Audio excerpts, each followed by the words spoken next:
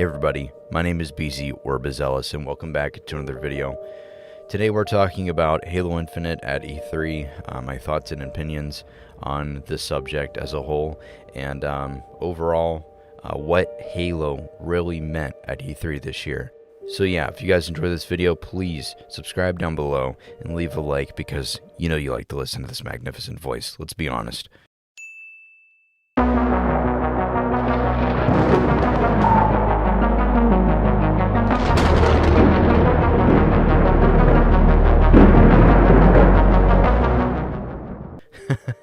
Alright, so Halo at this E3, in general, I was sort of just, before E3 even started, I had my doubts about Halo being here.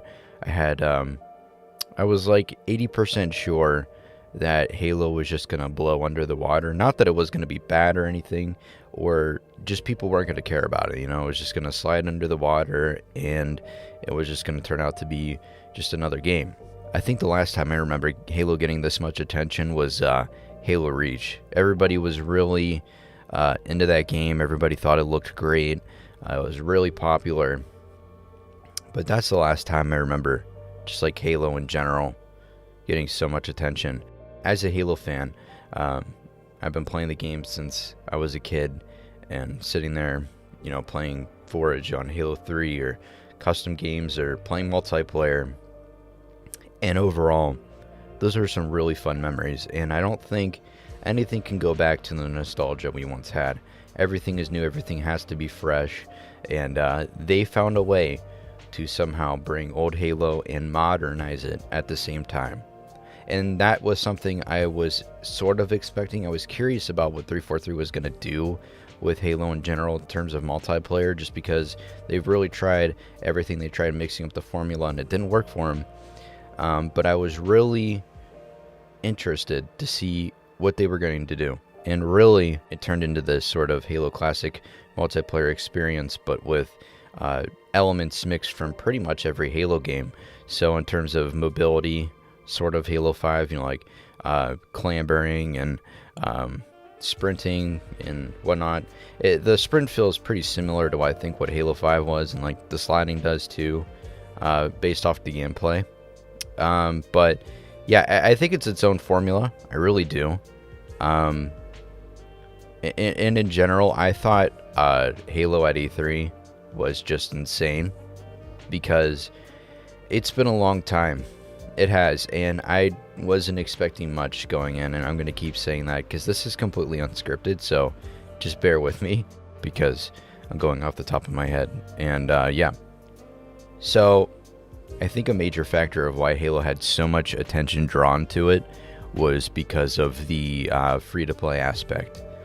I think there was just a lingering factor that could play in part to Halo getting more attention from more than just the Halo fan base. I think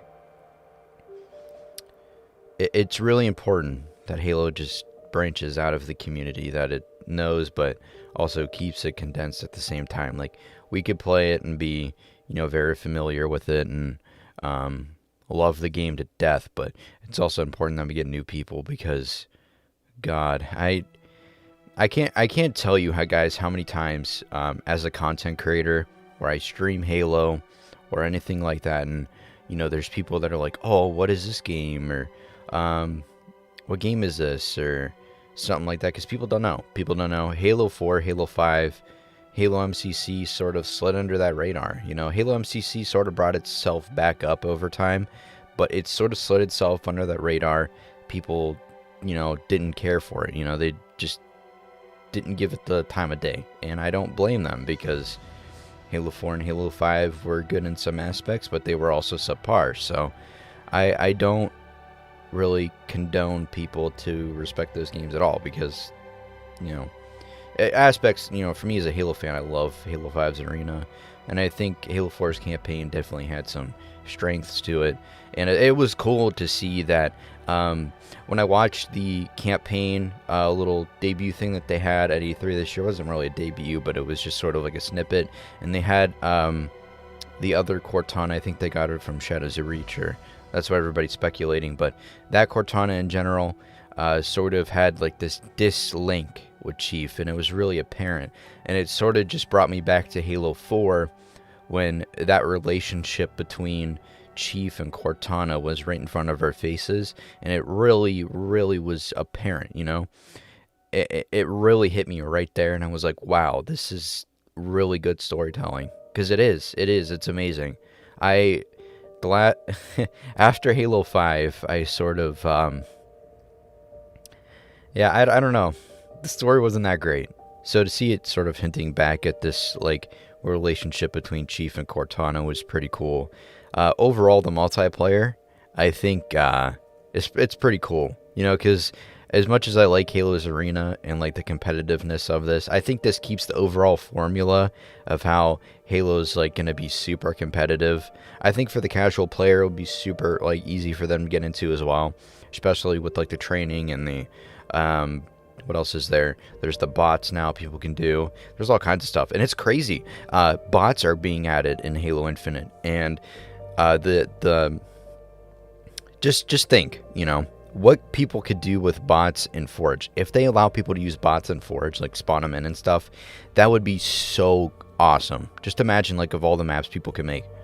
It's ridiculous. They can make their own, like, firefight maps or their own sort of, like, campaign missions that people could do. That's super awesome. Like, it's amazing. Or they can create, like, horror games, you know? Maybe, like, a leech just, like, chase after you in a dark area. That'd be weird. But yeah, I'm just blown away by E3 overall. Yet again, 80% of me was very unsure that Halo Infinite was actually going to deliver this E3. You know, there was just that extra 20% that said, hey, you know, maybe it actually will pull off this E3, and it really did, you know.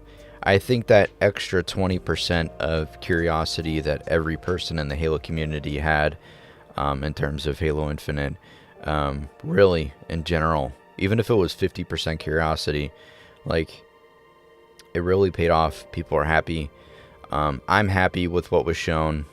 But yeah, I don't really do these types of videos, and I'm sorry if everything was kind of all over the place. I just kind of wanted to give my thoughts and opinions about E3. Halo meant a lot. Halo's back. You guys are awesome. Hopefully, you know, we get to test it with Halo Insider. I saw on the blog post that we're going to be able to, and hopefully I get to test it because I want to try this game. And I also want to hear, you know, like, the other Halo medals. I'm going to have a different video about Jeff Steitzer returning to Halo and the different Halo announcer medals that we got in the trailer. So I think we got, like, Grapple Jack, or I think it was, like, Bank Shot or something like that. I will say those medals in my Halo announcer impression, and it'll be awesome. So guys, thanks for tuning in, and I'll see you guys next time. Peace.